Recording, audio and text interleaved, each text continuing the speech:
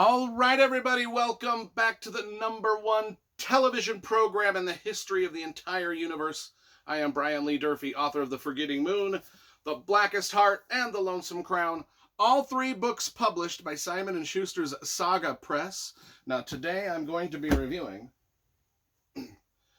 Shadows of Doom, book number 2 in Dennis L. Mckiernan's Iron Tower Trilogy. Now, I reviewed book number 1, The Dark Tide, about a year ago. This is book number 2. And book number 3 we will eventually read and review also. This is the entirety of the Dennis L. Mckiernan book collection I have. All of his fantasy novels are set in the same fantasy world as the Dark Tide trilogy. So we will get into that a little bit. But he's got 1, 2, 3, 4, 5, 6, 7, 8, 9, 10, 11, 12, 13, 14 books in the series, and he's been writing these since the early 1980s. This one came out in 1984.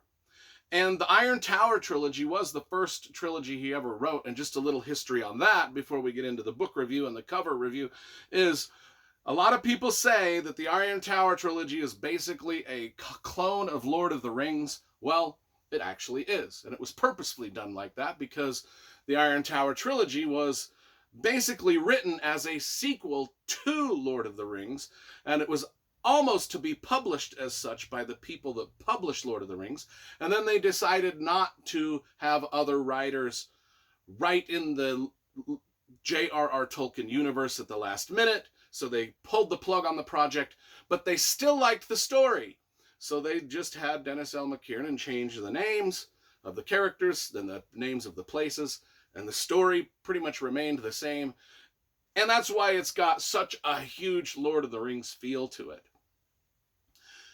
Now, let's talk about the covers, because, you know, I love graphic design and cover illustration. This cover was done by, believe it or not, Lord of the Rings illustrator Alan Lee, who worked on all the films and has done all the calendars and all the book covers. Well, surprise, surprise, he did these too. And they're really cool. If you get the whole trilogy together, they look really nice together with these Alan Lee covers.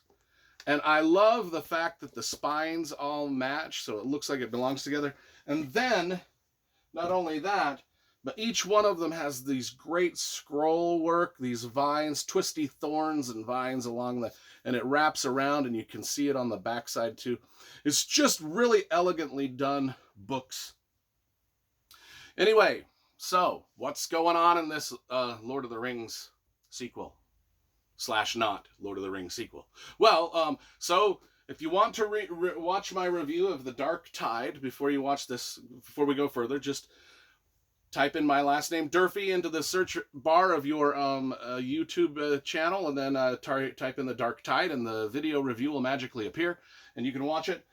If you want to just, well, what happens in this one is, it follows right on the heels. This is book 2 in a trilogy, so we're following right on the heels of book 1. Bad things have happened. Some of our adventurers have been killed off in book 1. Now we've got Princess Laura Lynn. She's captured from Chalarian Keep, and she's taken to the evil Lord Modru, who's kind of like Sauron. And this is a quest tale to rescue the princess, basically. There's no rings of power to throw into the volcano. There's no quests for magic talismans.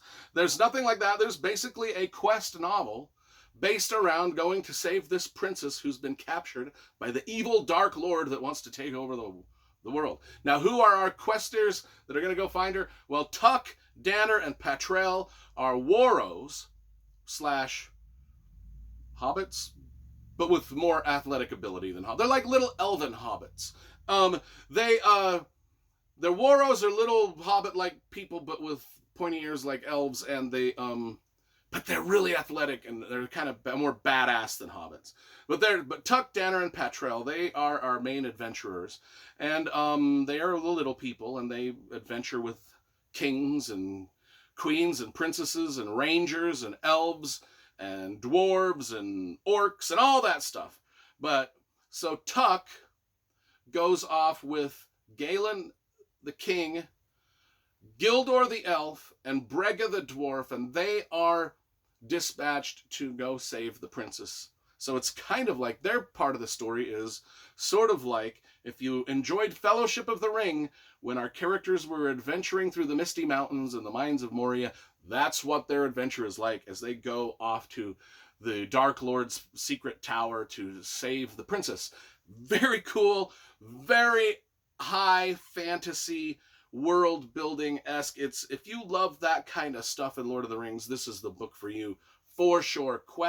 It's a quest novel par excellence. Now there's another quest going on, and that is with the two other Warros, Danner and Petrel, and they kind of go back to the Bosky Dales, which is the Shire. They kind of go back to the Bosky Dales because they know that the evil people are going to, you know, the evil monsters and wargs, but they're not called wargs. There's a lot of, in Lord of the Rings, there were wargs and there were orcs and there were, you know, the Uruk-hai and all this stuff. Well, there's all that in here too, but they're named different names. Well, Danner and Patrell, they go back to the Bosky Dales and they are going to get the Bosky Dales, an army going to help fight in the war against the Dark Lord Mordru. That's the basic plot. All the adventure and fun and adventure and adventuring through mines and over rivers and through forests into the magical lands and meeting the elves and the dwarves and all of the cool things that happen. I didn't really talk about all that, but that kind of shit happens and it's really cool and it's really very, very, very much like reading Tolkien all over again. Even the language that Dennis L. Mckiernan uses in these books is meant to mimic the writing style of Tolkien. So if you like that, you're going to like this. These were some of my favorite books as a kid. I've probably read each one of these Dennis L. Mckiernan books 5 to 6 times each. I just adored them as a youngster, and I still adore them now. I still think that they hold up really well if you go into it knowing what it's about. It is purposefully meant to be Lord of the Rings. 9.5 out of 10. Very, very, very, very fun, solid fantasy adventure.